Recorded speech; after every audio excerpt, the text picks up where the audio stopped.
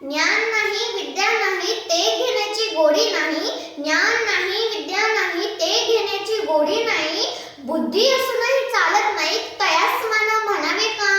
असा प्रतिप्रश्न करत समाजाला शिक्षणाचे महत्त्व पटवून देणाऱ्या क्रांतिज्योती सावित्रीबाई फुले यांना मी प्रथम विनम्र अभिवादन करते.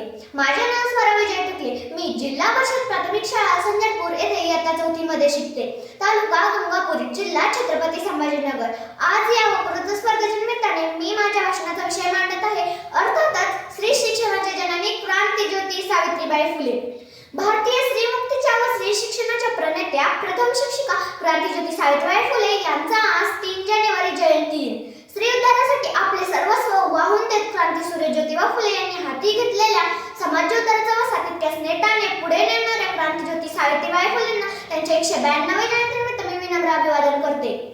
भारतात स्त्री शिक्षणाची सुरुवात करणाऱ्या थोर समाज सुधारक क्रांतिज्योती सावित्रीबाई फुले या भारताच्या पहिल्या महिला शिक्षिका व त्या आधुनिक स्त्रीवादी आणि कृतिशील समाज सुधारकही होत्या. त्यांनी शिक्षण आणि साक्षरता या क्षेत्रातही खूप मोठी कामगिरी केली. महिला उन्नतीसाठी त्यांनी आजन्म कष्ट उपसले. धर्माच्या रूढी परंपरेच्या अन्यायीच्या वेड्यात अडकलेल्या महिलांसाठी त्यांनी स्त्री शिक्षणाचा पाया रचला. क्रांतिसूर्य ज्योतिबा फुले यांनी हाती घेतलेल्या समाजोद्धाराच्या व सत्या नेहमी त्यांची सावली बनून त्यांच्या सोबत असत व त्यांनीच प्रथम स्त्री शिक्षणाची मशाल पेटवल्याने आज ज्या स्त्रिया सुशिक्षित आहेत त्या स्त्रियांसाठी क्रांतिज्योती सावित्रीबाई फुलेंचा जयंती दिन हा एक फार महत्त्वाचा दिवस असतो. क्रांतिज्योती सावित्रीबाई फुले यांचा जन्म 3 जानेवारी 1831 रोजी सातारा जिल्ह्यातील नायगाव येथे झाला. नंतर त्यांचा विवाह ज्योतिबा फुले यांच्याशी झाला. त्यावेळेला त्या 9 वर्षाच्या व ज्योतिबा फुले 13 वर्षांचे होते. लग्नाच्या वेळी त्या अशिक्षित होत्या, परंतु नंतर ज्योतिबा फुलेंनी त्यांना घरीच लिहायला व वाचायला शिकवले व 1 जानेवारी 1848 रोजी पुण्याच्या बुधवार पेठेतील भिडेवाडा येथे मुलींची पहिली शाळा काढून प्रथम स्त्री शिक्षणाची मुहूर्त मेढवली. काही धर्ममातांनी धर्म बुडला अशी ओरडाओरड केली व सावित्रीबाईंवर धर्म बुडवी म्हणून शेण, दगड, माती फेकू लागले. तरीही सावित्रीबाई मागे हटल्या नाहीत. त्यांनी आपल्या हातातील शैक्षणिक कार्य सुरूच ठेवले.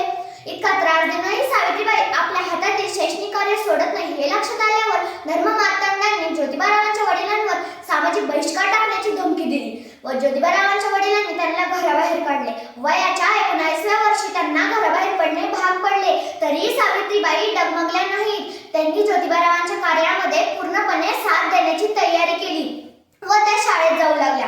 त्या शाळेमध्ये अन्नपूर्णा जोशी, सुमती मोकाशी, दुर्गा भागवत, माधवी थत्ते, सोनू पवार, जनिकर डिले या अशा 4 ब्राह्मण, 1 मराठा व 1 धनगर जातीच्या मुलींना प्रवेश दिला.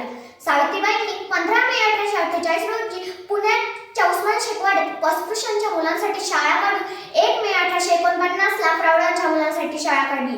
त्या शैक्षणिक प्रचार आणि प्रसार करत त्यांच्या या कृत्यामुळे माईंना नेहमी दगड, शेण, माती झेलून घाणेरड्या शिव्या ऐकाव्या लागत. तरीही त्या मागे हटल्या नाहीत. आतापर्यंत इतका त्रास देऊनही सावित्रीबाई आपल्या हातातील शैक्षणिक कार्य सोडत नाही. हे लक्षात आल्यावर धर्ममातांनी वाढोत्री मारेकरी पाठवले, परंतु त्याचा परिणाम उलट झाला. कारण त्याच्यातील धोंडीराम कुंभार हा भक्षकच तात्यांच्या प्रेरणेने पंडित झाला, तर रामो शिरोडे हा भक्षकच तात्यांचा रक्षक झाला. शिक्षणाची महती गाताना सावित्रीबाई म्हणत, शिक्षणाने मनुष्यत्व येते, पशुत्व नष्ट होते. शिक्षणाने मनुष्यत्व येते, पशुत्व नष्ट होते. विद्या हे धन आहे रे, श्रेष्ठ साऱ्या धनांहून. जिचा साठा जयापाशी तो मानती जन. मुलींना शिकवा, भेदाभेद हटवा. हे नुसते सांगून जमायचे नाही. शिक्षणाने शहन करायचं, दुसरा काही उपायच नाही. जिच्या हाती पाण्याच्या दोरी ती जगाटे उद्धारी. या उक्तीस प्रत्यक्ष कृतीत उतरवून फुले दाम्पत्याने प्रथम स्त्री शिक्षणाला सर्वोच्च प्राधान्य दिले. 1889 साली ज्योतिरावांच्या मृत्यूनंतर सावित्रीबाईंनी त्यांच्या स्त्रीमुक्ती, स्त्री शिक्षण, स्त्री पुरुष समानता या कार्यांना पुढे गती दिली. त्यांनी सेवा व करुणेचा आदर्श समाजापुढे ठेवला व 10 मार्च 1897 ला त्यांनी अखेरचा श्वास घेतला. मुलींनो, लक्षात ठेवा, तुमच्या आमच्या शिक्षणासाठी सावित्रीबाईंनी दगड, शेण, माती याचे फटकारे सहन केले. पुढे या सावित्रीबाईंच्या शाळेतून निबंध कानमुक्ता साळवे तयार झाली. सावित्रीबाई शेवटपर्यंत मुलींना हाच संदेश देत आल्या, मुलींना भरपूर शिका. वाईट लोक काहीही सांगतील त्यांच्याकडे दुर्लक्ष करा. शेवटी एवढेच म्हणावे